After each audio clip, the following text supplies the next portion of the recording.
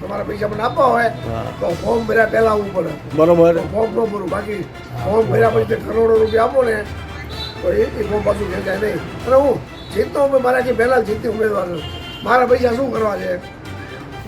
હું પ્રેમજીભાઈને ઘણા વખતથી મળ્યો પણ નથી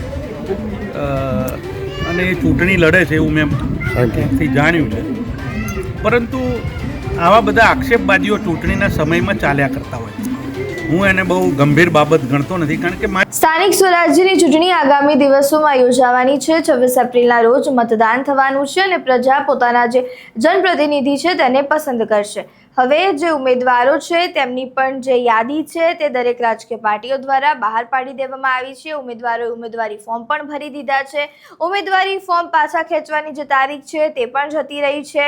જેટલા ઉમેદવારોને પોતાના ફોર્મ પાછા ખેંચવાના હતા તે પણ તેઓએ ખેંચી દીધા છે અને હવે જે ભાજપની જે સીટો છે તે પણ બિનહરીફ રીતે 700+ તેઓ જીતી ચૂક્યા છે. પરંતુ હજી જે એક વિવાદ છે કે ભાજપ દ્વારા કોંગ્રેસ હોય કે આમ આદમી પાર્ટી હોય તેમના જે ઉમેદવારો છે તેમને ફોર્મ પાછું ખેંચવા માટે આટલા રૂપિયાની લાલચ આપવામાં આવી છે, આ વસ્તુની લાલચ આપવામાં આવી છે, ધાક ધમકી આપવામાં આવી છે. તેવા જે કિસ્સાઓ છે તે હજુ પણ અટકવાના નામ નથી લઈ રહ્યા. સુરેન્દ્રનગરથી કિસ્સો સામે આવ્યો છે. સુરેન્દ્રનગરમાં પણ કોંગ્રેસના જે ઉમેદવાર છે તેમના દ્વારા એવું કહેવામાં આવ્યું છે કે 50 લાખની તેમને લાલચ આપવામાં આવી છે અને જે કોંગ્રેસ તરફથી જેઓએ ઉમેદવારી ફોર્મ ભર્યું છે તેને પાછું ખેંચવાનું કહ્યું છે. ત્યારે વધુમાં તેઓ શું કહી રહ્યા છે તે સાંભળો. પૈસા નહીં આપે બીજી ત્રીજી પૈસા તો હિમાંશુભાઈ વ્યાસ આવી ગયા, 50 લાખ આપે છે.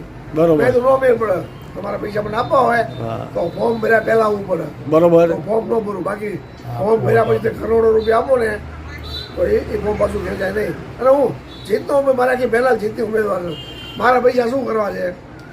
આપીને જીતાડે. હું રૂપિયા વાપરતો નથી આટલા વર્ષથી. હું રૂપિયા દારૂની કોથળી આપે, ગાંઠી આપે, ભાજપ ગજબ આપી રહી છે. 1 રૂપિયો કોઈને આપતો નથી. કારણ કે હું મ્યુનિસિપાલિટીમાં કમાણ આવું તો આપું નહીં, પણ મારા મ્યુનિસિપલ કમાણ કોઈ તો અમને પત્રકારોને કઈ નહીં આપો એમને. પત્રકાર શું આપું?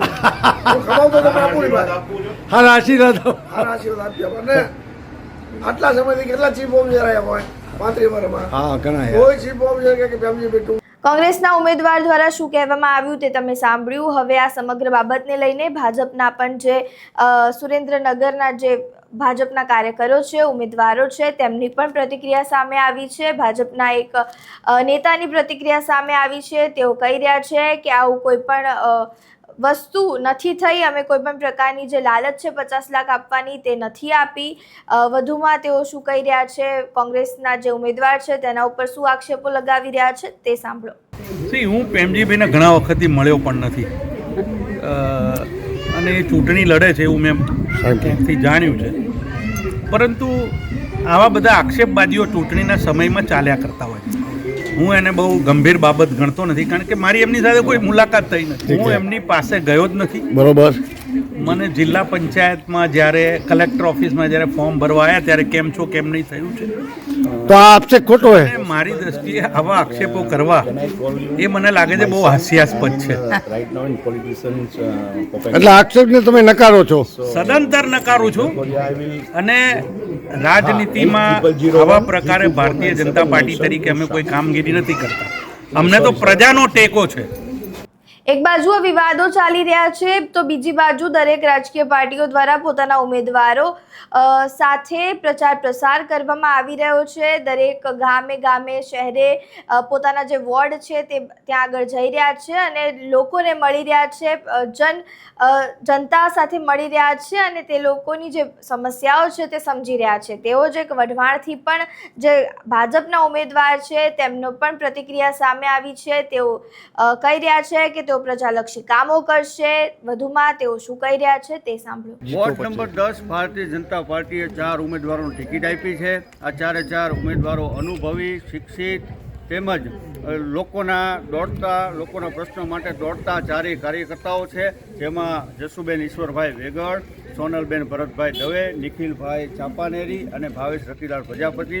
અગાઉ પણ અમે આ જ સીટ ઉપરથી 2 વખત ચૂંટણી છે જીતા છીએ. લોકોના રોડના કામ હોય, બ્લોકના કામ હોય, પાણીના હોય કે વગર ગટરના હોય, તમામ કામો છે એ પૂરા કર્યા છે. છતાં પણ હજી કંઈ કામો છે એ બાકી રહી ગયા છે. એ આવનારા સમયમાં અમે 4 સભ્યો છે એ પૂરા કરશું. હાલ વિસ્તારમાં ડોર ટુ ડોર પ્રચાર છે અમારો ચાલુ છે. તમામ સમાજના લોકો, તમામ આગેવાનો, તમામ લોકોનો સાથ અને સહકાર અમને છે મળી રહ્યો છે. હાલના ડોર ટુ ડોરની પરિસ્થિતિ આ વોર્ડમાંથી અમે 4 ઉમેદવાર જંગી બહુમતીથી જીતશું અને મહાનગરપાલિકામાં જઈ આવનારા સમયમાં લોકોના જે કંઈ કામો બાકી છે અમે કરશું.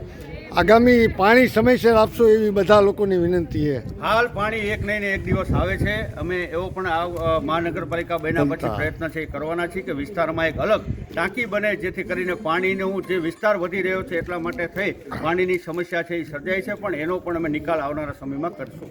સુરેન્દ્રનગરને હમણાં જ મહાનગરપાલિકાનો દરજ્જો આપવામાં આવ્યો છે, ત્યારે મહાનગરપાલિકાની આ પહેલીવાર સ્થાનિક સ્વરાજ્યની ચૂંટણી થઈ રહી છે.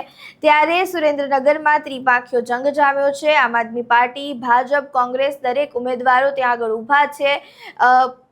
વિપક્ષ દ્વારા સત્તા પાર્ટી ઉપર અને સત્તા પાર્ટી દ્વારા વિપક્ષ ઉપર વિવાદો અને જે આક્ષેપો આરોપોનો જે દોર છે તે અત્યારે ચાલુ દેખાઈ રહ્યો છે. ત્યારે હવે સુરેન્દ્રનગરમાં જોવું રહ્યું કે આ મહાનગરપાલિકા બન્યા બાદ હવે સુરેન્દ્રનગરની જે જનતા છે તે કોને મત આપે છે અને કોને પોતાનો જનપ્રતિનિધિ પસંદ કરે છે. તમારું આ સમગ્ર મામલે શું માનવું છે? તમારા જે મંતવ્યો છે તે અમને કમેન્ટ બોક્સમાં જરૂરથી જણાવજો. વિડીયો પસંદ આવ્યો હોય તો લાઇક, શેર, કમેન્ટ કરો અને મારી ચેનલને સબસ્ક્રાઇબ કરવાનું ભૂલતા નહીં. નમસ્કાર.